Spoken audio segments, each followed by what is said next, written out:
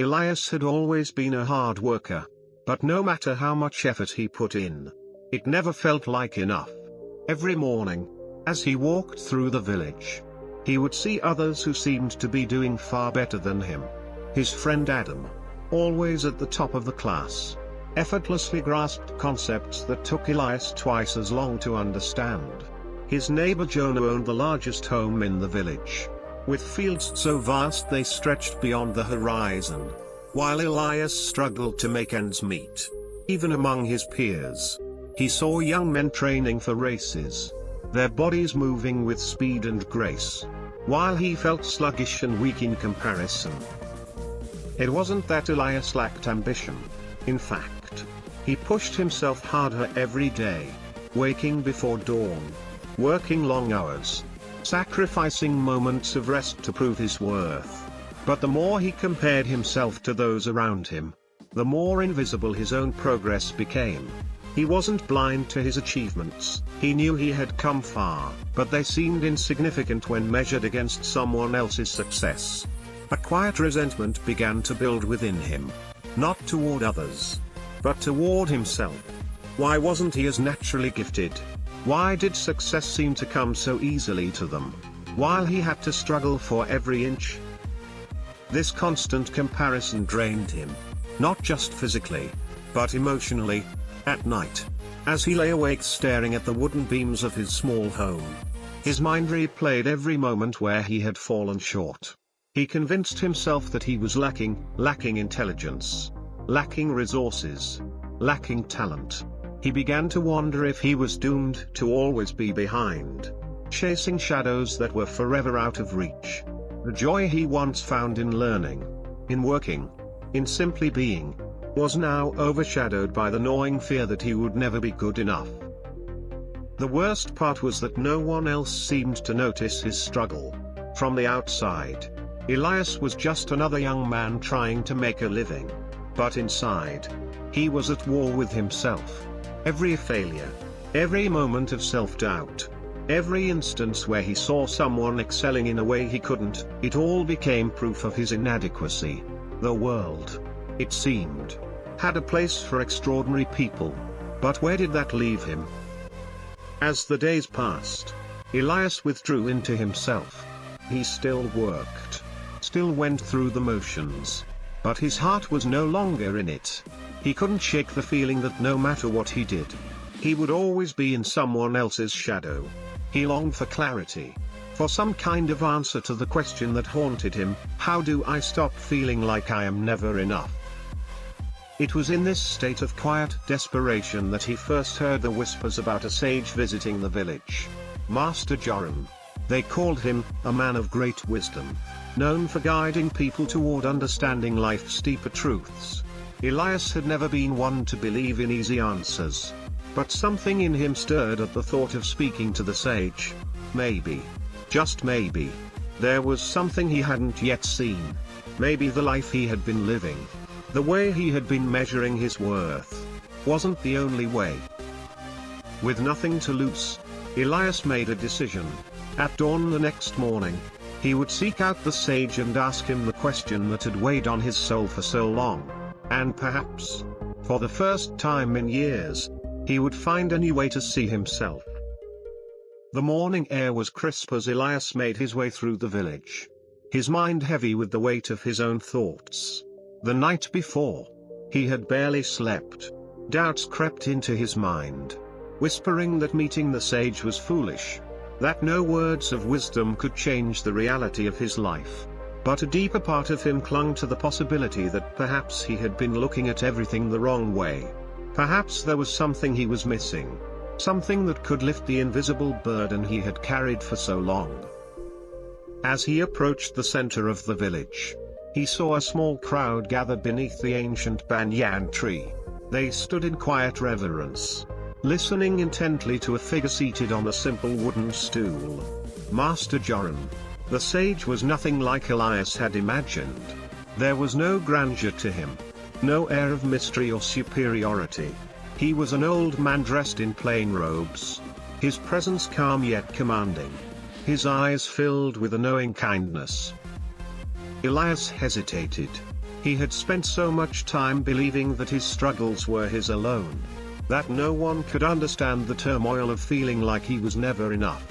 Yet here was a man who people traveled miles to see. A man who, by the looks on their faces, had given them something they had been searching for: hope. Swallowing his apprehension, Elias stepped forward. The crowd parted slightly, and the sage looked up, his gaze settling on Elias as if he had been expecting him. For a moment, Elias forgot how to speak. But then the words tumbled out, raw and unfiltered, the weight of years compressed into a single question. Master Joran, I work hard. I try my best.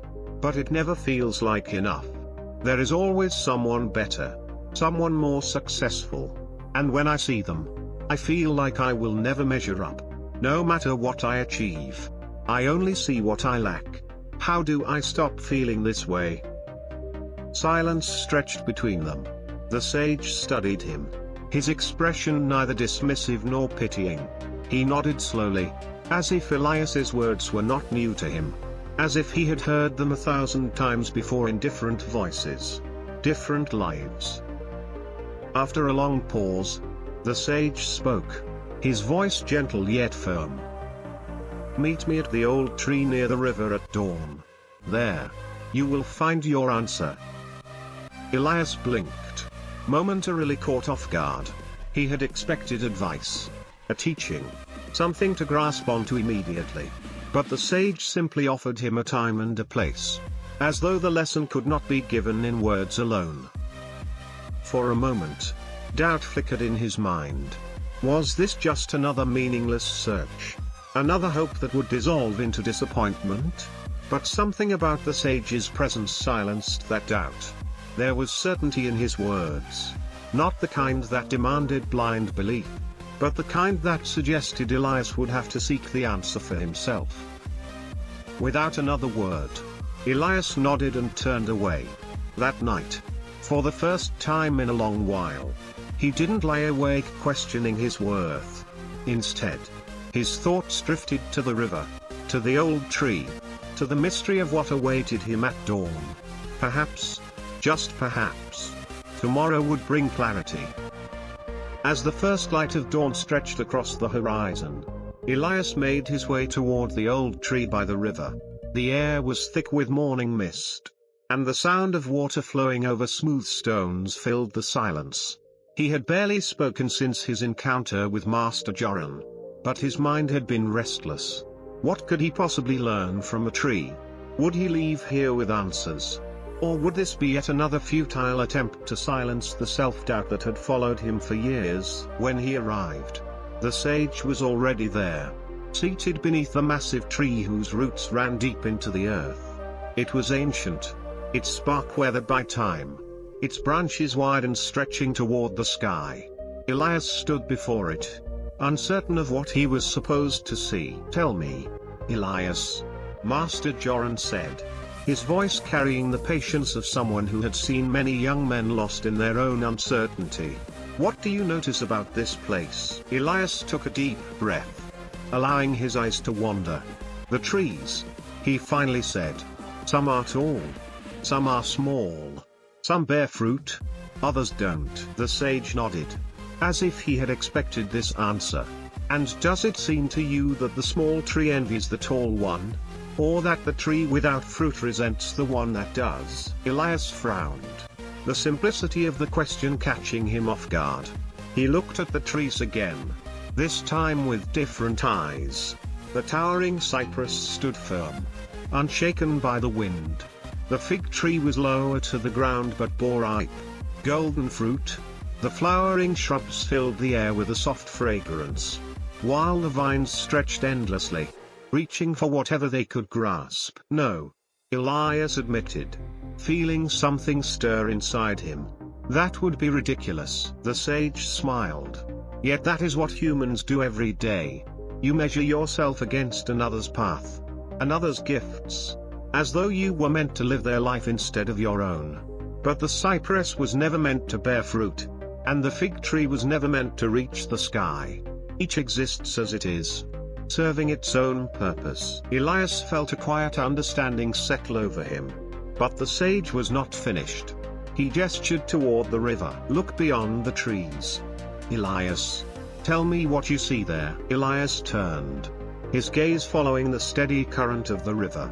Small fish darted beneath the surface, their silver scales flashing in the morning sun. Above, a bird soared effortlessly through the sky. The contrast was stark, one belonged in the water, the other in the air, yet neither seemed to question its place. Master Joran's voice softened, carrying the weight of a truth Elias had never allowed himself to fully grasp. If that fish spent its days wishing to fly, it would never see the beauty of the water. And if that bird longed to swim, it would never master the sky. They do not waste their existence chasing something they were never meant to be. Yet humans, again and again, abandon their own gifts in pursuit of someone else's. Elias stood still, his heart hammering in his chest. He had spent so much time believing he was inadequate because he did not have what others had. Because he was not as quick, not as wealthy, not as accomplished. But for the first time, he saw his life in a different light. Perhaps he was not meant to follow the same path as Adam, or Jonah, or any of the others he had envied. Perhaps his worth was not measured by comparison at all. Master Joran rose to his feet and met Elias's gaze. "Your suffering does not come from what you lack, but from your belief that you must have what others do. When you stop measuring yourself against another man's journey, you will begin to walk your own." Elias exhaled, as if releasing years of silent frustration in a single breath. The river continued its course. The trees swayed gently in the wind. The bird disappeared into the sky. And for the first time in his life, he wondered what it would feel like to move forward without looking sideways. Elias walked away from the river with a strange sense of weightlessness, as if the burden he had carried for so long had begun to dissolve. The words of Master Joran echoed in his mind, not just as wisdom spoken by another, but as something he had begun to feel in his bones. He had spent years measuring himself against the successes of others, chasing a version of himself that was never meant to exist. And now, for the first time, he allowed himself to consider the possibility that his path had never been wrong, only different. The days that followed were not marked by sudden transformation, nor did his insecurities vanish overnight. But something had shifted. Instead of waking each morning with the weight of comparison pressing down on him, Elias began to ask himself a new question: what if I poured all my energy into becoming the best version of myself, rather than chasing someone else's definition of success? He returned to his work, but with a renewed focus. He no longer resented the skills he lacked, nor did he diminish the ones he had. He sharpened his abilities, not to compete with others, but to master what he was meant to do. And something remarkable happened. He found joy in the process.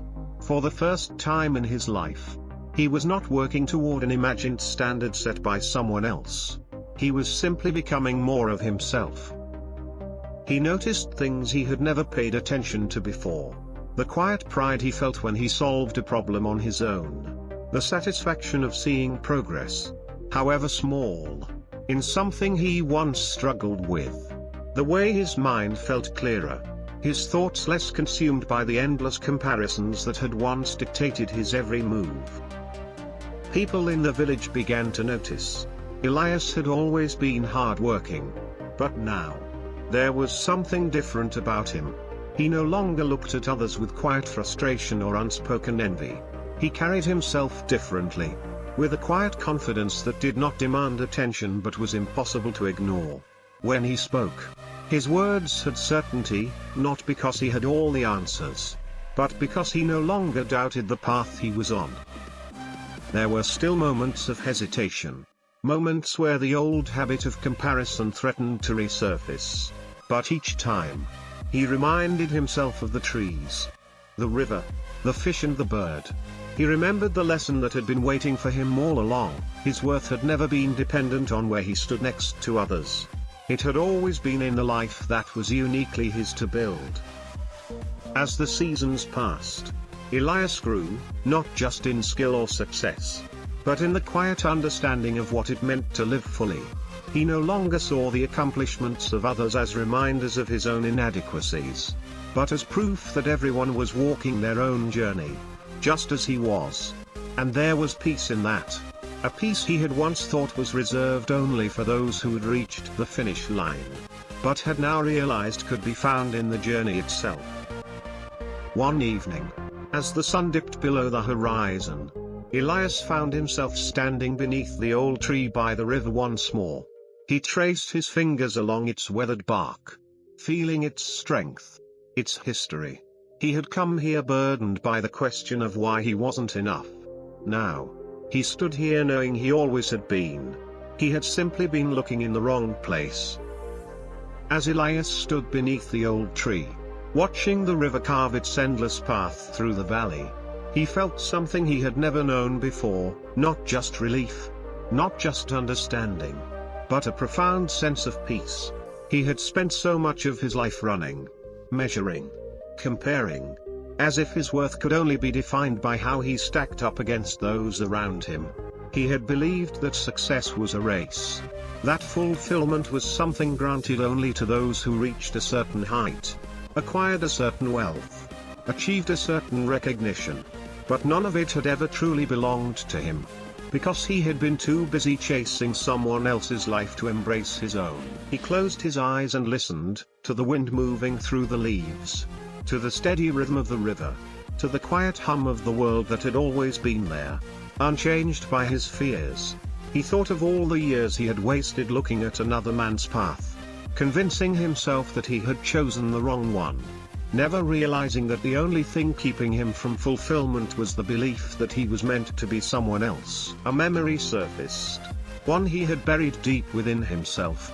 He remembered being a child, long before he had learned to compare, before he had been taught that success had a shape, a form, a measurement. He had been free then, curious, eager, unafraid to explore the world without asking whether he was doing it right. He had not worried about being the fastest, the wealthiest, the most accomplished. He had simply wanted to grow. And somewhere along the way, he had lost that. But now, standing here, he realized that the child he had once been had never truly left him. He had just been waiting for Elias to remember, to return to himself, to let go of the impossible expectations and rediscover the simple, undeniable truth: he was enough.